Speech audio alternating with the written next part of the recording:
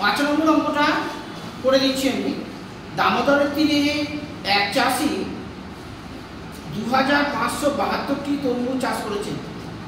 দামোদরের তীরে 2572টি তরমুজ 2572টি তরমুজ চাষ করেছেন। একটি তরমুজের দাম 22 টাকা। একটা তরমুজের দাম কত? 22 টাকা হলে ওই তরমুজগুলো বিক্রি করে তিনি কত টাকা পাবেন? ওই তরমুজ বলতে এখানে 2572টি তরমুজ চাষ করেছে।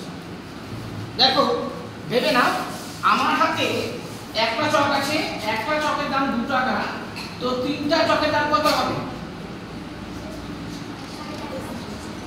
কত হবে? 3টা চকের দাম 6 টাকা। কি করে বার করলাম আমরা? গুণ করে। তো তাহলে দেখো একটা তরমুজের দাম বলেছে আমাদের 22 টাকা, একটা তরমুজের দাম হচ্ছে 22 টাকা, আর তাহলে 2572টি তরমুজের দাম কত হবে? তাহলে কি করতে হবে? আমাদের গুণ করতে হবে। বোঝা গেছে? এই সরাসরি করব না কিভাবে করব? সরাসরি গুণ করে দেবো? ঠিক আছে, দেখো আমি বুঝিয়ে দিচ্ছি। একটা তরমুজের দাম কত আমাদের? 22 টাকা। এবার দেখো আমাদেরকে দিয়ে দিয়েছে আমরা কতগুলো তরমুজ চাষ করেছি?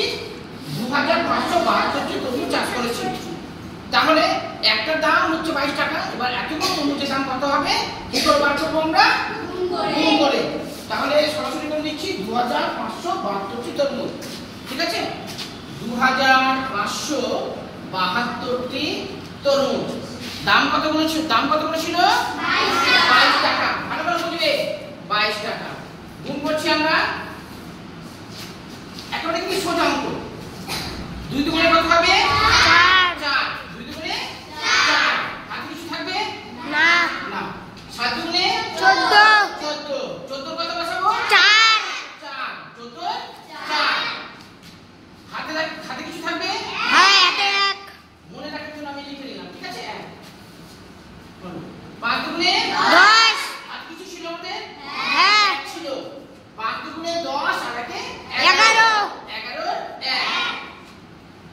একটা ছিল কাটলাম না, এখানে একটা থেকে গেল হয়তো, ওই জন্য কাটলাম না। ধরে কেটে দিলাম, তারপর আবার আমি 1 লিখলাম। ঠিক আছে, 2 দুগুণে 4 একে 5।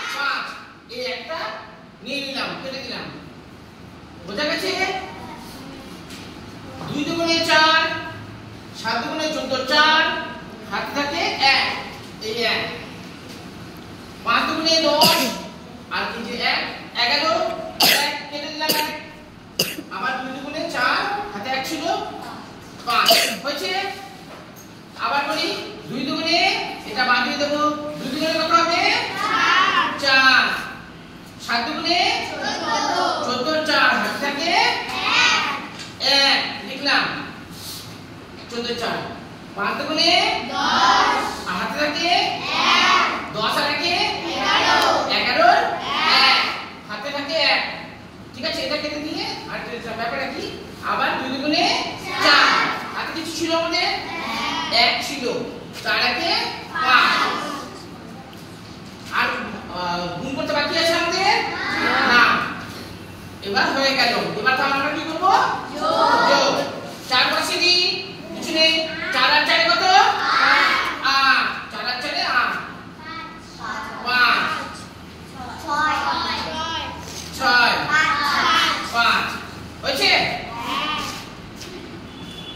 তাহলে 56,584 টাকা। ঠিক আছে, এখানে টাকা লিখছি না, পরে একেবারে উত্তরের সঙ্গে লিখব। ঠিক আছে, তাহলে যেহেতু প্রশ্নের অঙ্ক, সেই জন্য আমাদের কিন্তু উত্তর অবশ্যই লিখতে হবে। তিনি তরমুজ বিক্রি করে কত টাকা পাবেন? এভাবে লিখি তাহলে। তিনি তরমুজ বিক্রি করে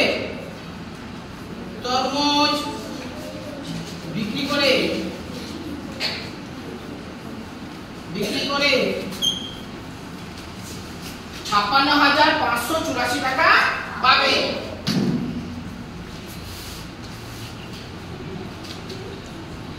56,584 টাকা পাবে। হাতে লেখা বুঝতে কি অসুবিধা হচ্ছে বাবা? বোঝা গেছে? দেখো একটা তরমুজের দাম আমরা কত ছিল? একটা তরমুজের দাম হচ্ছে 22 টাকা ছিল। আর আমাদের কাছে কতগুলো তরমুজ আমরা চাষ করেছি? 2572। সেই জন্য আমরা 22 দিয়ে আমরা গুণ করে দিলাম। গুণ করে কত পেয়েছি? 56584 টাকা পেয়েছি। যেহেতু প্রশ্নের অঙ্ক সেই জন্য আমরা কি করলাম? কথাটা উত্তর লিখলাম। তিনি তরমুজ বিক্রি করে 56584 টাকা পাবেন। কারো কি বুঝতে অসুবিধা মনে এবার পারবে?